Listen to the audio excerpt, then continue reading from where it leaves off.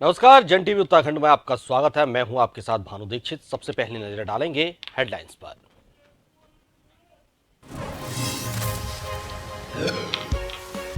उत्तराखंड विधानसभा के शीतकालीन सत्र का दूसरा दिन। संबंधित मंत्री अपने अपने विभागों के प्रतिवेदन रखेंगे सदन के पटल पर। विपक्ष भी सरकार को घेरने को तैयार। आज ही अनुपूरक बजट पास करवाएगी सरकार। एमएलए आदेश चौहान ने दिया आत्मदाह की चेतावनी। सदन में उठाया विशेषाधिकार हनन का मसला। तो वहीं हल्द्वानी विधायक सुमित हृदयेश ने लगाया स्थानीय कार्यक्रमों में जनप्रतिनिधियों को नजरअंदाज करने का आरोप। राष्ट्रपति द्रौपदी मुर्मू का 2 दिवसीय प्रस्तावित उत्तराखंड दौरा। 8 और 9 दिसंबर को देहरादून में कई कार्यक्रमों में करेंगे शिरकत। शासन स्तर पर सभी तैयारियां होंगी तेज।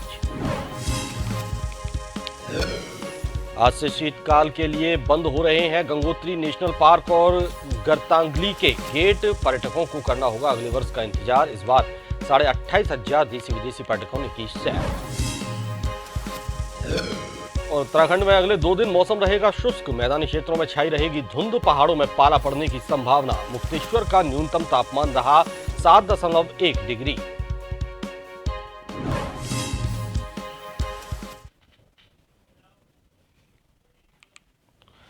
खबर विस्तार से।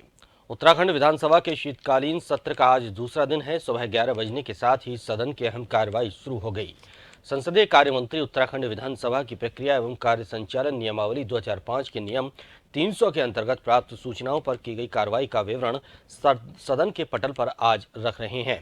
तो वहीं आवास मंत्री उत्तराखंड भू संपदा नियामक प्राधिकरण विनियमन 2021 को वन मंत्री उत्तराखंड वन विकास निगम के 2014-15, 2015-16, 2016-17, 2017-18 और 2018-19 तक के आर्थिक चिट्ठों का और मुख्यमंत्री उत्तराखंड जल संस्थान के वित्तीय वर्ष 2016-17, 2017-18, 2018-19 के वार्षिक प्रतिवेदन को एक एक कर सदन के पटल पर रख रहे हैं।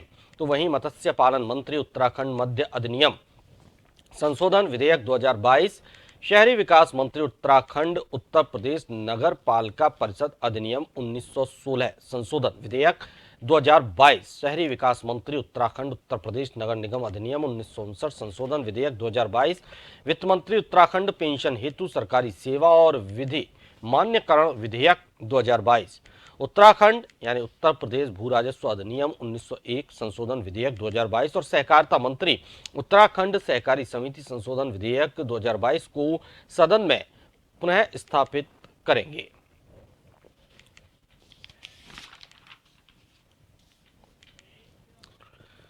इससे पहले विधानसभा सत्र के पहले दिन विधानसभा के पटल पर अनुपूरक बजट पेश किया गया। साथ ही सदन में 9 विधेयक पास भी हुए।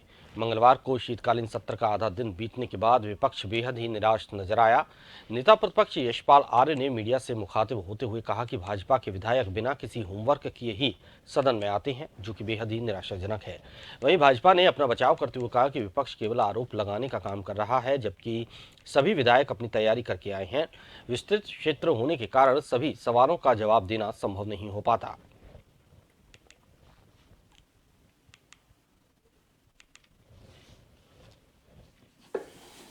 देखिए, निराशाजनक जो माननीय मंत्रीगण है, होमवर्क की कमी है। प्रस्ताव का जवाब देने से कतरा रहे हैं और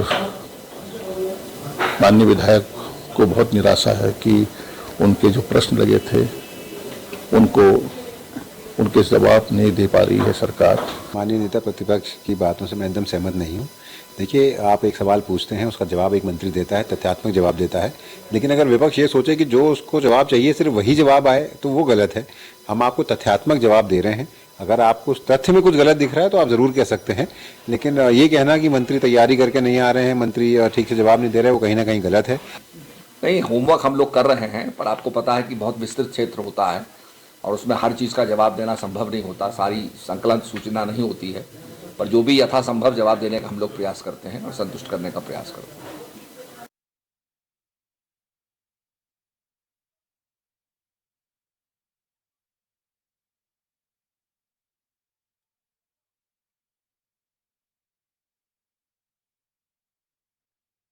साथ ही सदन में 9 विधेयक पास हुए। शीतकालीन सत्र का आधा दिन बीत जाने के बाद मंगलवार को विपक्ष बेहद ही निराश नजर आया। नेता प्रतिपक्ष यशपाल आर्य ने मीडिया से मुखातिब होते हुए कहा कि भाजपा के विधायक बिना किसी होमवर्क किए ही सदन में आते हैं, जो कि बेहद निराशाजनक है।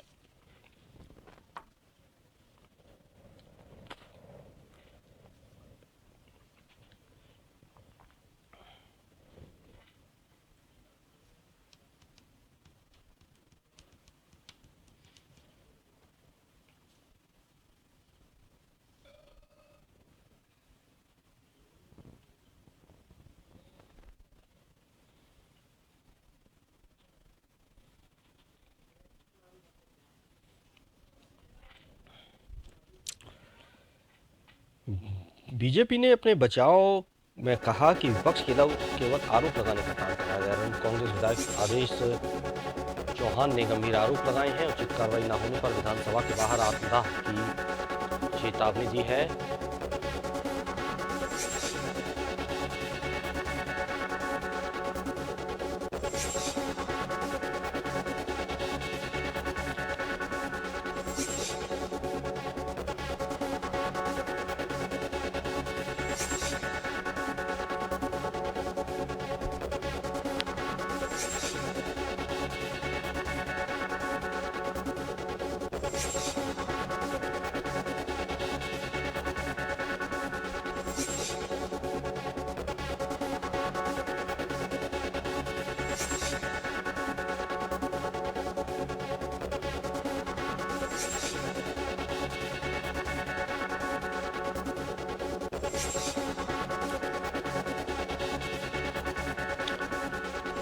वहीं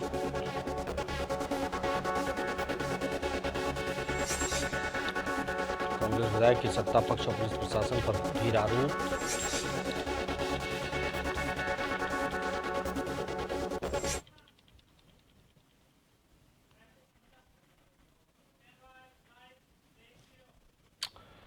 और ज्यादा जानकारी के लिए हमारे ब्यूरो चीफ एसएन पंत हमारे साथ जुड़े हुए हैं। एसएन पंत, आज विधानसभा की जो कार्रवाई है उसका दूसरा दिन है। पहले दिन अनुपूरक बजट जो था वो पेश किया गया।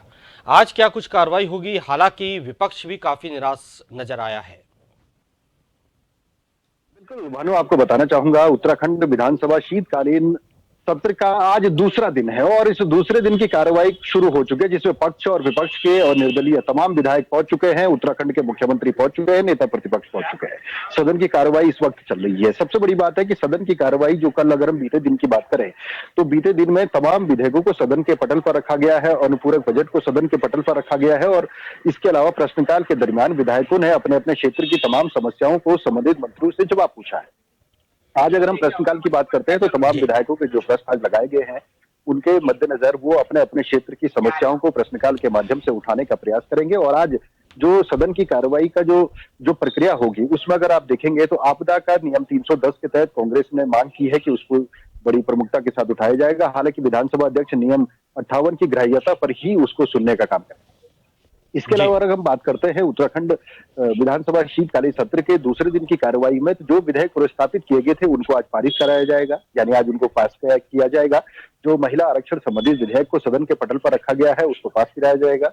इसके अलावा जो सबसे बड़ी बात है कि जिस प्रकार से तमाम चीजें, जो आरोप और बातों को लेकर के विधायकों ने अपने कार्य स्थगन प्रस्ताव में विशेषाधिकार हनन की बात रखी थी, जिसमें पीठ ने निर्देशित किया था इस पूरे प्रकरण की जांच कराई जाएगी और जांच कराने के बाद उचित कार्रवाई होगी। इसमें आपने देखा होगा कि कुछ देर पहले जो आदेश चौहान है, कांग्रेस के विधायक है, उन्होंने मीडिया से मुखातिब होते हुए कहा है कि उधम सिंह नगर पुलिस से उनके सीधी टकराव की स्थिति बनी हुई है। दरअसल वो नशा क्षेत्र में रोकना चाहते हैं, इसके लिए वो पुलिस के साथ मदद भी करना चाहते थे और पुलिस की कार्रवाई से वो संतुष्ट नहीं थे। लिहाजा इस बात को लेकर के मित्र पुलिस और उनके बीच में, यानी उधम सिंह नगर पुलिस और उनके बीच में तल्खी हुई, जिस कारण से उन्होंने विशेषाधिकार हनन का नोटिस दिया था और उस पर सदन की कार्रवाई में कल चर्चा हुई।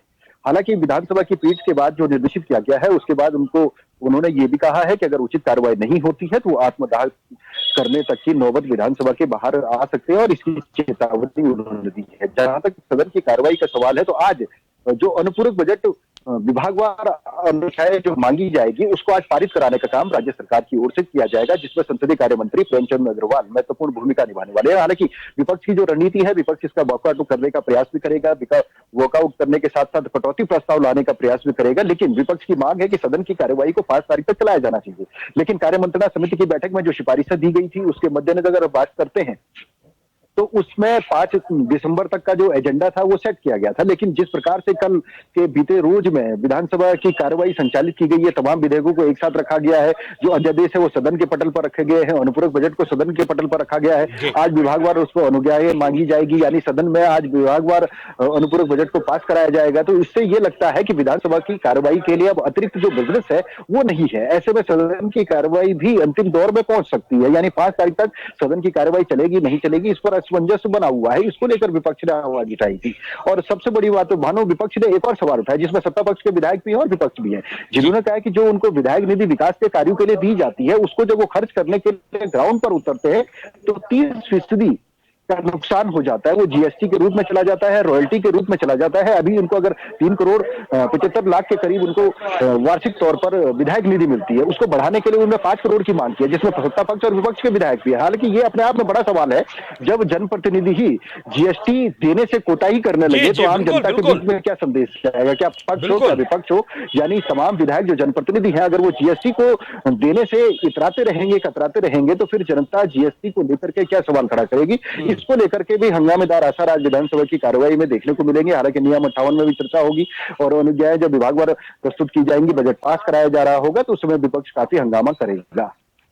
बिल्कुल, आदेश चौहान ने भी सीधे सीधे उधम सिंह नगर के जो वरिष्ठ पुलिस अधीक्षक हैं एसएन पंत जी, उन पर व्यक्तिगत रंजिश रखने के आरोप लगा दिए गए हैं। ये पूरा मामला क्या है? आखिर ऐसा उन्हें क्यों कहना पड़ा? आत्मदाह के लिए उन्हें क्यों बोलना पड़ा? यहाँ पर कहाँ दिक्कत कहाँ आ रही है?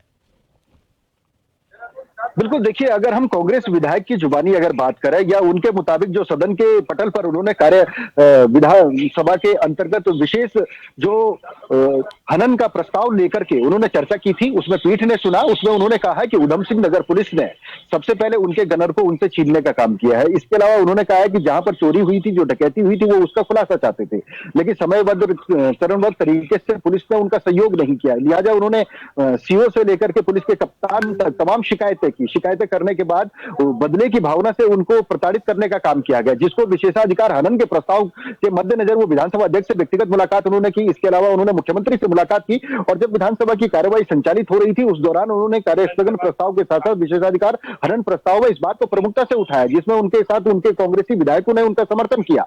हालांकि पीठ ने इस पूरे प्रकरण में यह बात जरूर कही है कि विधायक का जो संरक्षण है वो पीठ की तरफ से होना चाहिए, चाहे वो पक्ष का हो या विपक्ष का हो। लेकिन अगर विधायक ने कोई सवाल उठाया है तो उसकी जांच होनी चाहिए और उसकी जांच पुलिस कार्यप्रणाली पर किस तरीके से आगे बढ़ेगी, क्या उसकी जांच किससे कराई जाएगी, ये विधानसभा अध्यक्ष की कमेटी तय करेगी। हालांकि उन्होंने इस बात से आश्वस्त किया है कि विधायक के साथ जो हनन का प्रस्ताव वो लेकर आए हैं उसमें जांच के बाद अगर कोई चीज पाई जाती है उचित कार्रवाई की जाएगी। लेकिन विधायक इस पूरे कार्रवाई से या पूरी बात से ये आश्वासन से संतुष्ट नहीं है।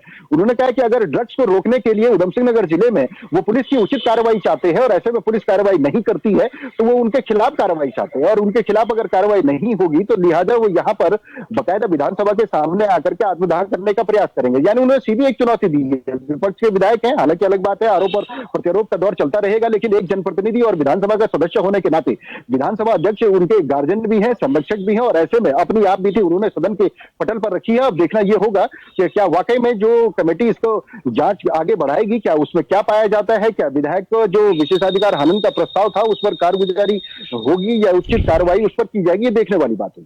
जी बिल्कुल, चलिए बहुत बहुत शुक्रिया एसएन पंत जी आपका तमाम जानकारी के लिए, बहुत बहुत शुक्रिया आपका। तो बता दें कि आज उत्तराखंड विधानसभा का दूसरा दिन है, शीतकालीन सत्र चल रहा है। अनुपूरक बजट कल रखा गया था पटल पर।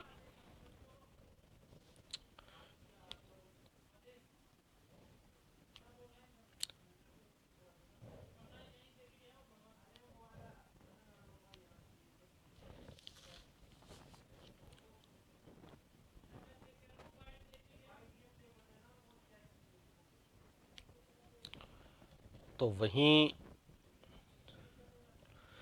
कांग्रेस विधायक आदेश चौहान ने उधम सिंह नगर पुलिस पर प्रताड़ित करने के आरोप लगाए। उचित कार्रवाई न होने पर विधानसभा के बाहर आत्मदाह करने की भी उन्होंने चेतावनी दे डाली है। क्या कुछ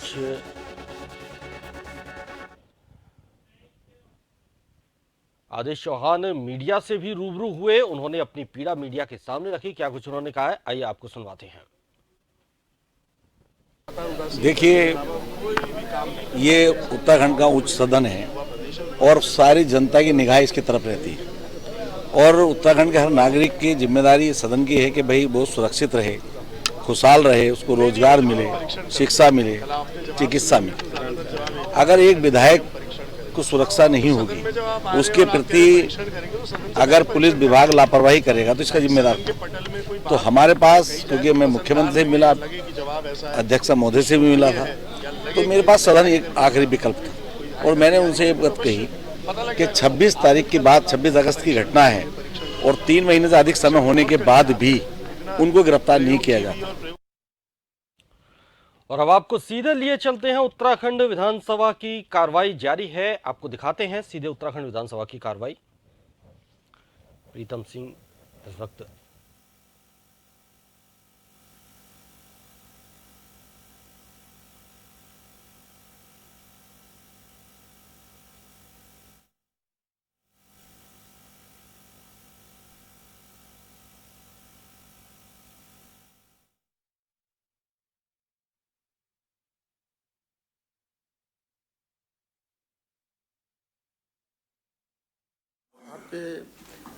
इसके हॉस्पिटल से जो उत्पाद होते हैं उसके मार्केटिंग की व्यवस्था क्या की गई है? मार्केटिंग यानी बाजार के लिए क्या व्यवस्था की गई है? उसकी बिक्री के लिए क्या व्यवस्था की गई है? माननीय अध्यक्ष जी, जैसा माननीय सदस्य जी ने सवाल किया है, इसमें मैं पहले ही बता चुका हूं कि राष्ट्रीय अनुसूचित जाति जनजाति वित्त एवं विकास विभाग निगम के माध्यम से 2017-18, 2019-20 में 37 लोगों को लाभ मिला। अनुसूचित जनजाति जीविका अवसर प्रोत्साहन योजना में 18-19 से 22-23 तक 335 लोगों को, अनुसूचित जनजाति जीविका अवसर प्रोत्साहन योजना के माध्यम से 18-19 से 22-23 तक 177 को। जहां तक आपने शिल्पी की बात कही है, तो अनुसूचित जनजाति शिल्पी ग्राम योजना के माध्यम से 18-19 से लेकर 22-23 तक 270 लोगों को इसका लाभ मिला है। प्रश्न संख्या 3 माननीय फुरकान अहमद जी। पूछे। माननीय अध्यक्ष जी, राज्य में कब्रिस्तानों में 4 दीवारी का निर्माण योजना मुस्लिम कब्रिस्तान एवं ईसाई समिति द्वारा प्रावधान था। पिछले वर्ष भी कब्रिस्तानों की 4 दीवारी का 10 करोड़ का प्रावधान था। इस योजना का कार्यकाल नहीं बढ़ाया गया और पैसा लैप्स हो गया था। इस वर्ष भी 10 करोड़ का प्रावधान है, मगर अभी तक कार्यकाल नहीं बढ़ाया गया है। प्रश्न करिए। और न ही पैसा जारी किया गया। माननीय अध्यक्ष जी, मैं माननीय मंत्री से पूछना चाहता हूं, क्या इस वर्ष जो 10 करोड़ का प्रावधान है, जल्द कब तक के पैसा रिलीज हो जाएगा और इसे कुछ बढ़ाने, आगे भी बढ़ाने का, क्योंकि 600-650 के लगभग कब्रिस्तान ऐसे हैं जिनमें अभी तक बाउंड्री नहीं हुई। क्या इस पैसे को बढ़ाया जाएगा और कब तक रिलीज हो? क्या है? माननीय जी अध्यक्ष जी, जैसे माननीय सदस्य ने खुद ने कहा कि 10 करोड़ रुपए पिछले वर्ष प्रावधानित किया गया था, जिसको जो सही में उसका उपयोग नहीं हो पाया, क्योंकि आपके संज्ञान में मैं लाना चाह रहा हूं कि क्योंकि इसमें जो आगे बढ़ते हैं। उत्तराखंड के विधायकों ने जीएसटी के संबंध में मुख्यमंत्री पुष्कर सिंह धामी से मुलाकात की। विधायक निधि पर लगने वाली 18% जीएसटी को हटाने या फिर निधि को बढ़ाने के लिए सभी विधायक एकजुट हुए और मुख्यमंत्री पुष्कर सिंह धामी से मुलाकात कर समाधान के लिए अपना पक्ष रखा। इसमें सत्ता पक्ष और विपक्ष के सभी विधायक मौजूद रहे। इसको लेकर मुख्यमंत्री पुष्कर सिंह धामी की तरफ से आश्वासन भी दिया गया। मामले में कार्य एवं संसदीय मंत्री प्रेमचंद अग्रवाल ने कहा कि विधायक निधि के दोनों पहलुओं पर बातचीत की जा रही है। क्या विधायक निधि से जीएसटी हटाया जा सकता है या फिर निधि को बढ़ाया जाएगा? इन तमाम पहलुओं पर सरकार मंथन कर रही है।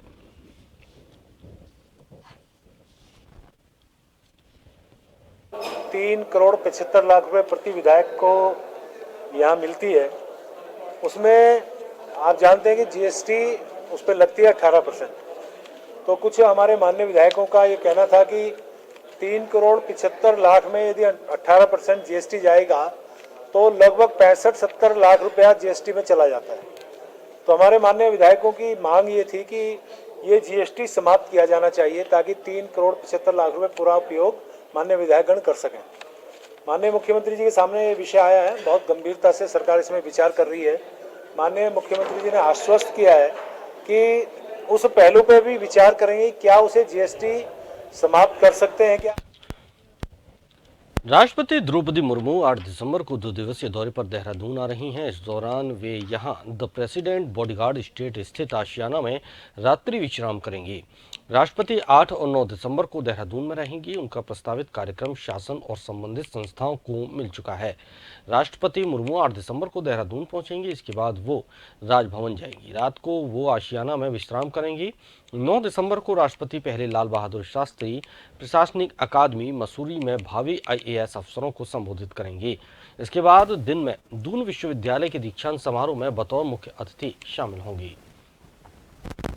राष्ट्रपति के दौरे के मद्देनजर शासन स्तर पर तैयारियों की बैठक हो चुकी है। इसमें सुरक्षा से लेकर सभी व्यवस्थाएं पुख्ता करने के निर्देश दिए गए हैं।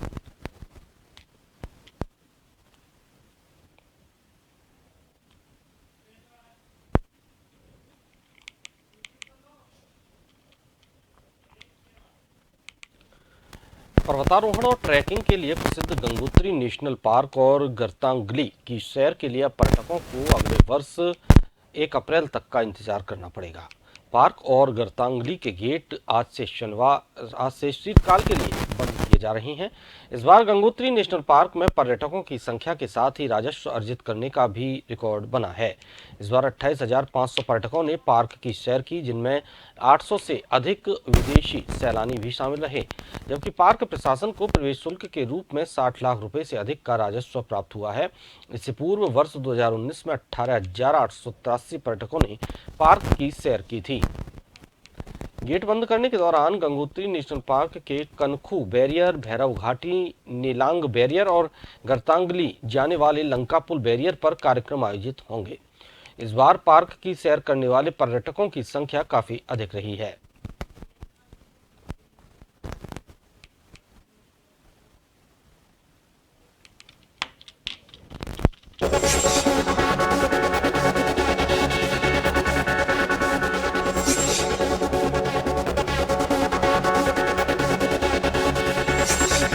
पार्क गर्तांगली के गेट आज से शीतकाल के लिए बंद किए जा रहे हैं।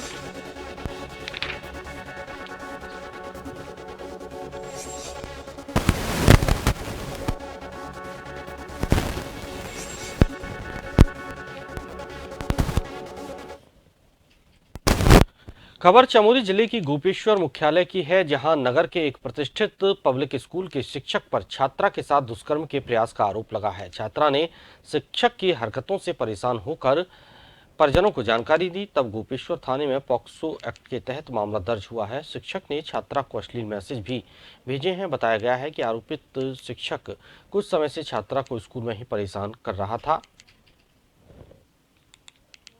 मामले में कार्रवाई करते हुए पॉक्सो में मामला दर्ज करते हुए आरोपी को गिरफ्तार कर लिया गया है।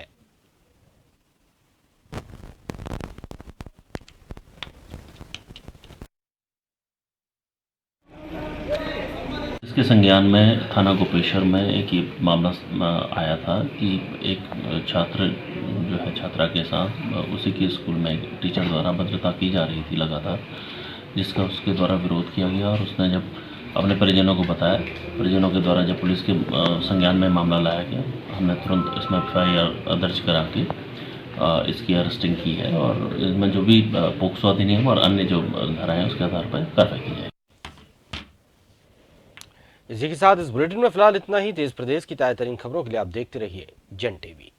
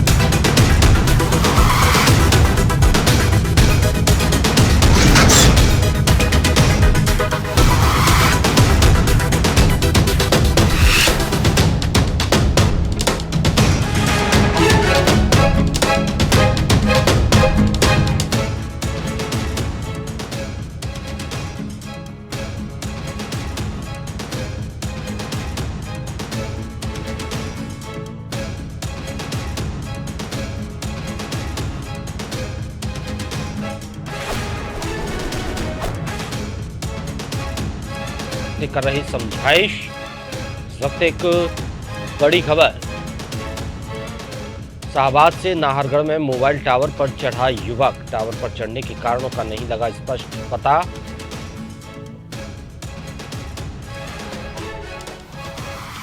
प्राथमिक तौर पर प्रेम प्रसंग का मामला सामने आया है। थानाधिकारी उत्तम सिंह युवक से कर रहे समझाइश।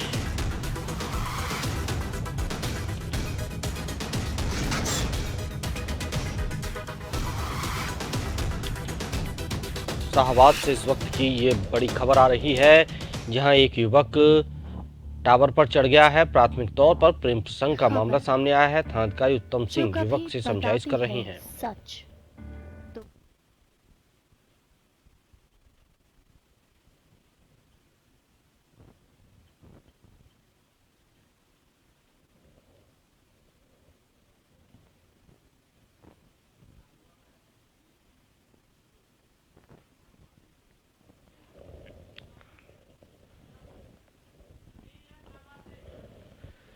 और ज्यादा जानकारी के लिए संवाददाता अनिल भार्गव हमारे साथ जुड़े हुए हैं शाहबाद से।